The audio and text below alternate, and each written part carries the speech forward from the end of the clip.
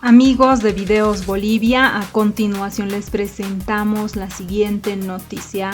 El exministro de Educación de Evo Morales, Hugo Moldis, se pronuncia al respecto de los conflictos entre Ucrania y Rusia. También plantea cuál, desde su posición, es el accionar de Estados Unidos y la OTAN. Escuchemos este análisis por parte de Hugo Moldis, quien también se refiere a las observaciones que hizo el relator de la ONU en su visita a Bolivia sobre el funcionamiento de la justicia en Bolivia. Escuchemos y luego continuamos. Amenaza a la paz en el mundo, un gusto estar aquí contigo. Bueno, creo que es una suerte que estemos aquí todavía. Hugo, para nadie es desconocido que tienes un corazón y una mente puesta en la izquierda. Te has educado en Cuba, has estado en Cuba mucho tiempo. ¿Tú cómo ves rápidamente esta situación? ¿Crees que el gobierno ruso ha hecho lo que tenía que hacer? ¿Tú crees que esto podría desencadenar en algo más que una situación? Hablando de la rememoración que estabas haciendo y que yo te estaba escuchando muy atentamente, quizá nos dé una perspectiva más global de la que ya diste, el solo recordar que Estados Unidos, a través de la OTAN, según dicen ellos a pedido del gobierno de Ucrania, empezó a rodear las fronteras rusas con armamento de primer nivel, es decir, armamento no solo pesado, sino sobre todo nuclear. Es como si en este momento los rusos o los gringos, los rusos pusieran armamento en la frontera Estados Unidos-México, ¿verdad? Yo no sé cómo reaccionaría Estados Unidos. Entonces, esta crisis está desde hace más de 2 años y ciertamente la provocación norteamericana está llevando a poner en riesgo la paz mundial. Entiendo yo que cuando Estados Unidos desestabiliza a Ucrania y alienta un golpe de Estado que luego termina en elecciones, hay una separación de la Federación Rusa, que consolida más bien la separación de la Federación Rusa. Existe, por ejemplo, una región, la de Crimea, que es geoestratégicamente importante para Rusia, pero además que tiene una mayoría rusa, ¿sí? Una mayoría rusa, casi el 80% de esa población debe ser rusa.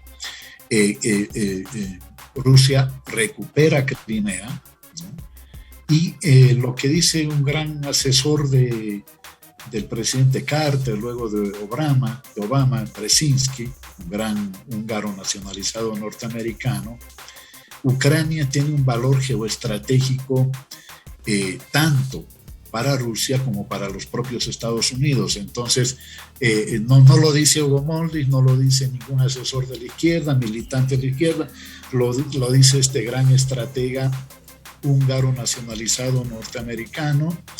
Y entonces Ucrania es la puerta de entrada a Euroasia o la puerta de salida, ¿no?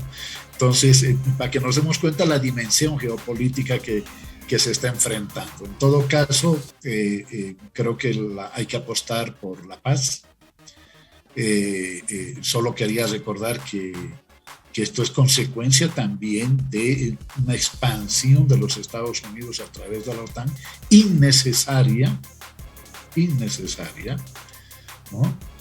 Apostar al restablecimiento de la paz, a la apertura del diálogo y que se respeta, ¿no es cierto?, la voluntad de los pueblos, el principio de la autodeterminación que está en la Carta de las Naciones Unidas. Tú te debes acordar, Mario, de Yugoslavia, el conflicto en Yugoslavia. Y Yugoslavia fue partida, ¿no? Fue partida en más de 2 o 3 estados. Y Estados Unidos defendía el derecho de cada una de las regiones de Yugoslavia bajo el principio de la autodeterminación. Entonces no puede haber un discurso, una doble moral a la que nos tiene acostumbrados Estados Unidos, pues hoy hay dos regiones importantísimas de Ucrania, por tener una gran población rusa, que han decidido autodeterminativamente su independencia de Ucrania. Muy bien. ¿Eso dónde se resuelve? Se resuelve en las Naciones Unidas. Hay que resolverlo. A ver, Hugo, un par de preguntas muy rápidas.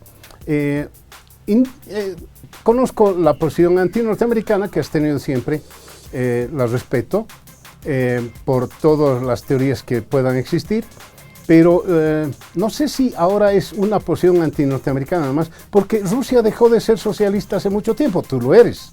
Tú eres un hombre convencido en tu conciencia del socialismo. Rusia hace mucho tiempo dejó de hacer eso. Y ya no es una pelea ideológica, es una pelea de influencia geográfica.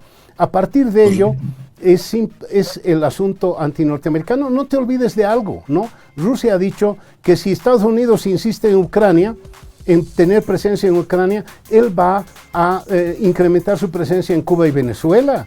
Y Cuba y Venezuela no han dicho ni pío de decir qué le pasa a Putin. ¿Cuál es la situación en ese contexto? Exactamente, no es un tema ideológico, es un tema geopolítico, pero no por ser geopolítico Estados Unidos tiene la razón. Y va más allá de mi posición política ideológica antiimperial.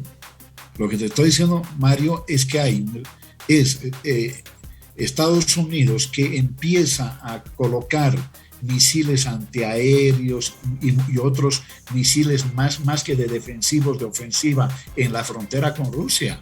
¿Y dónde las ha empezado a colocar? En Ucrania. Y paralelamente dos regiones deciden, no ahorita, Mario. Lo que ha hecho esta crisis es más bien anticipar un resultado que ya se venía a venir, que era la independencia, el pedido de independencia de dos regiones ucranianas por tener mayoría rusa. Ahora bien, ¿dónde se resuelve esto? Tiene que ser en las Naciones Unidas, con diálogo, ¿no? Y yo solo recordaba que Estados Unidos alienta, ¿no?, separatismos, como lo hizo el 2008 en Bolivia, alienta separatismos cuando le conviene y luego se pronuncia en contra cuando no le conviene. Ciertamente es por razones geopolíticas. No, nadie puede estar de acuerdo con la guerra, nadie. Simplemente hay que mirar más allá de lo aparente, ¿no? Hay guerras abiertas y hay guerras encubiertas. Y hace varios años que Estados Unidos, después de que sale Yeltsin, que fue el cuarto de hora que Estados Unidos tuvo para controlar Euroasia, pero la desperdició totalmente. Viene Putin, recupera el patriotismo ruso, no recupera el socialismo ni nada por el estilo, pero decide, ¿no es cierto?, colocar a Rusia donde estaba, más allá del cambio de régimen, en una potencia mundial, ¿sí? Hugo, déjame hacerte otra pregunta sobre el particular. Obviamente hemos visto historia, ambos conocemos la historia de Bolivia. En 1899 hubo un gran movimiento en el norte de Bolivia, en el Acre, que era boliviano, un gran movimiento separatista. Querían independizarse de Bolivia porque dice que había población brasilera allí asentada. Era el único argumento que tenían. Pando marchó con sus ejércitos allá, hubo la guerra del Acre, etc. Y Brasil apoyó a los separatistas del Acre diciendo que caramba, ellos merecían una independencia y terminó anexionándose el Acre. Hay relación entre eso y lo que estamos pasando, ¿no? Pero bueno, no es lo mismo Bolivia que Estados Unidos o Rusia, ¿no? No es lo mismo. Estamos aquí en una disputa mundial, en un momento de declinación de la hegemonía norteamericana, que nadie lo quiere asumir porque siguen creyendo en el todopoderoso Estados Unidos, ¿no? Y una emergencia de países que se los pensaba fuera del tablero de juego, económicamente China y políticamente Rusia. Rusia evidentemente tiene un nivel de desarrollo militar tecnológico, Mario, en varios campos superior a los Estados Unidos, lo sabe los Estados Unidos. Por lo tanto, pero simplemente digo para tomar en cuenta, yo creo que a nadie le conviene, ¿no es cierto?, una guerra, un enfrentamiento militar con consecuencias planetarias, a nadie, y creo que el Consejo de Seguridad debe actuar en esa dirección, bajar, ¿no es cierto?, convocar al diálogo, plantear rápidamente el cese del fuego, darle, ¿no es cierto?, a la vez certeza, protección a esas dos regiones de mayoría rusa que acaban de declarar su independencia, tramitar estas independencias en el Consejo de Seguridad de las Naciones Unidas y por lo tanto despejar cualquier posibilidad de que este conflicto se irradie, porque ahí está el problema, Mario, que el conflicto se irradie, ¿sí? Y que luego por un lado tengamos a la OTAN y por otro lado tengamos a China y tengamos a Irán, en fin, es decir, por supuesto que entiendo tu preocupación. Lo único que yo quería recordar a los apuntes que tú has hecho es que esto viene también de una provocación estadounidense innecesaria, ¿sí?, a través de la OTAN. Hugo, nos hemos desviado. La verdad que ayer cuando te contactamos para hablar, habíamos quedado en hablar un poquito de lo que está pasando en nuestro país, la presencia de García Sayán en nuestro país. ¿Cómo has visto esa situación? La coyuntura se sobrepone a la ideología, decía el doctor Paz, solo parafraseando a Galvich, creo. Pero sí, la coyuntura en este instante es Ucrania. Pero quiero meterme un poquito en Bolivia. ¿Cómo has visto la presencia de García Sayán acá y lo que ha adelantado un poquito en sus conclusiones? Creo que ha sido una visita positiva, estimulada, organizada por el gobierno. Creo que el informe preliminar, que no debería tomarse como mandato ni nada por el estilo, porque entiendo que Bolivia tiene su soberanía, ¿no? Aquí no hay ningún efecto vinculante ni nada por el estilo, que fue el error de haber invitado a la OEA el año 2019, ¿no? Creo que las conclusiones preliminares son importantes porque, primero, que plantea un diagnóstico que ya todos los bolivianos y las bolivianas sabemos y lo vivimos, que la justicia está alejada de la gente, que hay una necesidad de un cambio profundo en la justicia que va más allá de discutir si los magistrados deben o no ser elegidos mediante voto popular, si va más allá, es decir, podían no haberse elegido mediante el voto popular, sino directamente en el Congreso, como antes, ahora Asamblea Legislativa. Igual el MAS tenía los 2/3, igual no aseguraba que eso hubiera sido mejor de lo que está sucediendo mediante la elección mediante voto popular.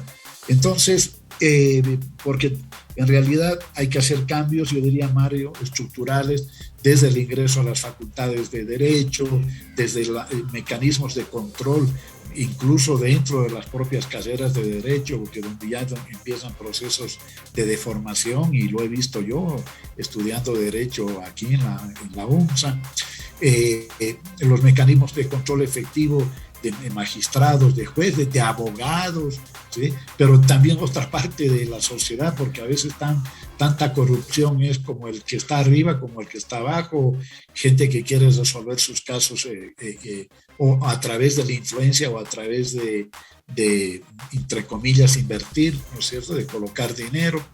Entonces, un gran acuerdo nacional, yo creo que es fundamental, lo ha dicho el relator. Creo que eso va en la línea de una cumbre que ya convocó el presidente Luis Arce al inaugurar el año judicial. La ha dicho para marzo. Bueno, hasta ahora todavía no ha salido la convocatoria, pero independientemente de cuándo sea, hay necesidad de una gran cumbre para reformar estructuralmente la justicia. Segundo, en el mundo, la detención preventiva es una excepción, no es la regla, ¿sí? Debería ser la última ratio, como se dice en el derecho, no la primera, ¿sí? la gente debería tener opción de defenderse en libertad. Pero lo cierto es que tenemos un sistema judicial bastante sobrecargado, porque además, Mario, hay temas civiles que para no estar en años litigando con alguien, ¿no? en la defensa o en el ejercicio de un derecho, lo que hacen los abogados es aconsejar llevar esto a materia penal, ¿sí? De civil a penal. Por lo tanto, hay una sobrecarga que hace que las cárceles prácticamente estén sobrepobladas, cuando esto no debería suceder. Y esto va más allá de la señora Áñez, porque en realidad la oposición lo que ha hecho es concentrarse en la señora Áñez, ¿no es cierto?, tratando de lavarle la cara de la comisión de delitos por las que está siendo acusada ante la justicia. No, va más allá de la señora. Y de ahí que la respuesta del relator se haya sido, en este caso y en otros, dijo, y en todos, hay que procurar, uno, que la detención preventiva no sea la regla, que no sea más bien la excepción y no la regla. Segundo, de que hay que garantizar el debido proceso y colocar la independencia del órgano judicial, antes llamado Poder Judicial, como un horizonte a construir, lo que no implica que haya dicho que no hay independencia en el país. Es decir, hay zonas grises también en la política y por lo tanto en la justicia, Mario, ¿no? No hay ni lo blanco ni lo negro, hay zonas grises y creo que estamos en una zona gris donde no termina de nacer una nueva justicia. Es decir, hoy, ¿no es cierto?, la oposición se queja por lo que está pasando. En un año también algunos nos hemos quejado por lo que estábamos enfrentando, la violación de la tradición latinoamericana del asilo, la persecución innecesaria ordenada por el señor Murillo, en fin. Pero bueno, yo creo que deberíamos salir de ese debate para no politizarlo, ¿sí? Y trabajar de establecer leyes, que yo creo que las tenemos las suficientes, pero sobre todo mecanismos que transparenten el ejercicio de la administración de justicia y por lo tanto mejoren la calidad de la justicia. Yo sé que eres un hombre que lee bastante, Hugo, y te debes acordar de Giovanni Lampedusa, gran Giovanni Lampedusa, con su obra El gato pardo. Y que determina simplemente en una frasecita lo que es la novela: cambiar todo para que nada cambie. ¿Tú crees que se puede convertir todo esto en toda una parafernalia de cambios y en el fondo no cambia nadie? Porque necesitamos mucha voluntad de todos, no solo de jueces, no solo de los políticos, necesitamos la voluntad de todos, de abogados, de litigantes, de todos. Correcto, Mario. Por eso yo creo que hay que sacar del medio el debate del 2019, ahora lo puedo sacar, ver con las luces largas. Es más, Mario, puede que no le guste a alguna gente, digamos, del movimiento al socialismo, en fin, lo que voy a decir, pero para mí voy a recurrir a Lenin, hablando de Rusia, ¿no? Lenin decía, el Estado tiene un aparato, y ese aparato de Estado es Fuerzas Armadas, policía, magistratura y burocracia. Bueno, yo creo que la agenda pendiente en la construcción de cualquier Estado, cualquier capitalista, socialista, lo que sea, pasa por modificaciones estructurales en el aparato de Estado. Y hay una agenda pendiente desde el año 2006. No hemos cambiado policía, no hemos cambiado Fuerzas Armadas, no hemos cambiado magistratura y no hemos cambiado burocracia en el buen sentido de la palabra, porque todo Estado tiene burocracia. Entonces, hasta ahora hemos anunciado cambios que no han cambiado mucho, o casi no han cambiado nada en algunas instancias. Y no, estoy de acuerdo. Hay que trabajar en esa dirección. Creo que el presidente Luis Arce tiene la oportunidad de convertir esa cumbre no en una cumbre solo de referencia o solo de retórica o solo de cumplimiento formal ante la exigencia de la gente, sino convertir esa cumbre en el inicio, porque ojo, en una cumbre no es que uno entra a la cumbre, sale de la cumbre y todo ha cambiado, no. Hugo, hay gente que nunca aprende, tú eres una de ellas.